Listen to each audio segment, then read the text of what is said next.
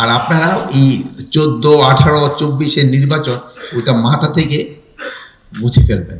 যে ফেব্রুয়ারি মাসে যে নির্বাচনটা হবে এটা যেন শান্তিপূর্ণ এবং উৎসবমুখর পরিবেশে হয়। এই জন্য আপনাদের সবাই সাহায্য এবং সহযোগিতা দরকার। যদিও আমাদের সময় খুব একটা নাই, আমরা কিন্তু সেকেন্ড স্টেপে চলে গেছি, আমরা ইলেকশন মডিউলে কিন্তু এখন চলে গেছি। আর একটা জিনিস আপনারা জানেন যে নির্বাচনটা কিন্তু শুধু আইন শৃঙ্খলা বাহিনীর উপর নির্ভর করে না, এটার কতগুলি স্টেক হোল্ডার রয়ে গেছে।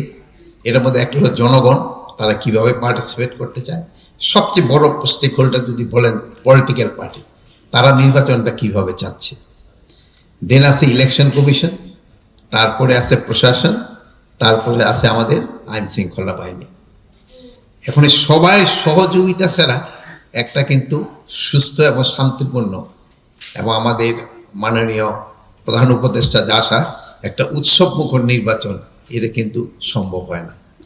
তা আমাদের যেই আইন শৃঙ্খলা বাহিনীর কাজটা ওটা আমরা পুরোদমে করে যাব। এটা হলো এই যে দেখেন আপনাদের কর্মসূচির মাধ্যমে। আরেকটা দেখেন যে আমরা অলরেডি কিন্তু মাস্টার ট্রেনারদের কিন্তু আমরা ট্রেনিং সম্পন্ন করতে পেরেছি এবং আমরা আশা করব যে এই নির্বাচন যে ফেব্রুয়ারি মাসে যে নির্বাচনটা হবে এটা যেন শান্তিপূর্ণ এবং উৎসবমুখর পরিবেশে হয়। এই জন্য আপনাদের সবাই সাহায্য এবং সহযোগিতা দরকার এবং এই ব্যাপারে আপনাদের কোনো কার্পণ্য থাকবে না।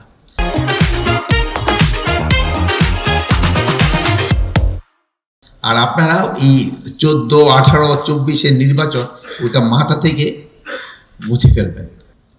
আরেকটা আমি আপনাদের আরেকটা আশা করব আপনাদের থেকে, আমি অনুরোধ এটা আপনাদের থেকে, আমরা সমাজ থেকে কিন্তু দুর্নীতি এবং মাদক এটা কমাতে পারি নাই। এটা যদি আপনারা একটু সহযোগিতা করেন, আমরা যদি সহযোগিতা করি, তবে কিন্তু এটা আমরা হয়তো সমাজ থেকে আমরা কমাতে পারব। যদিও আমাদের সময় খুব একটা নাই, আমরা কিন্তু সেকেন্ড স্টেপে চলে গেছি, আমরা ইলেকশন মডিউলে কিন্তু এখন চলে গেছি। তারপরেও কিন্তু ইলেকশনের সাথে সাথে কিন্তু এই জিনিসটার দিকে আপনাদের একটু খেয়াল রাখতে হবে।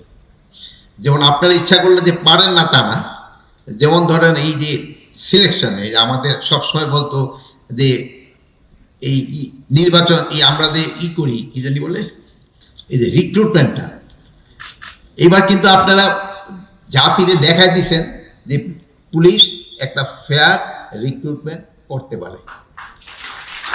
এটার ভেতরে এই যে আমাদের সাংবাদিক ভাইয়েরা আছে, এরা কিন্তু অনেক সময় ছোটোখাটো জিনিস অনেক কিছু বলে, কিন্তু এবার কিন্তু নির্বাচন এই রিক্রুটমেন্ট সম্বন্ধে তারা কিন্তু কোনো কিছু বলতে পারে নাই।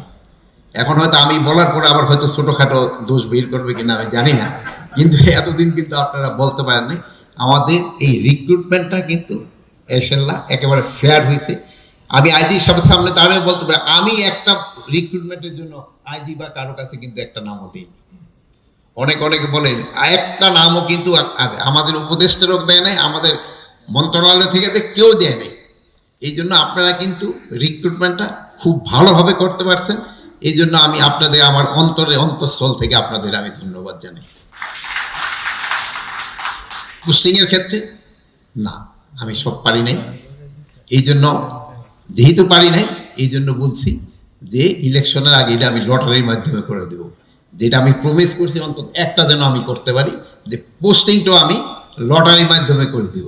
এটার ক্ষেত্রে অনেক প্রতিবন্ধকতা আসবে, বাট আমি কারো কোনো কথা শুনবো না, এটা লটারির মাধ্যমেই হবে যদি আমি থাকি।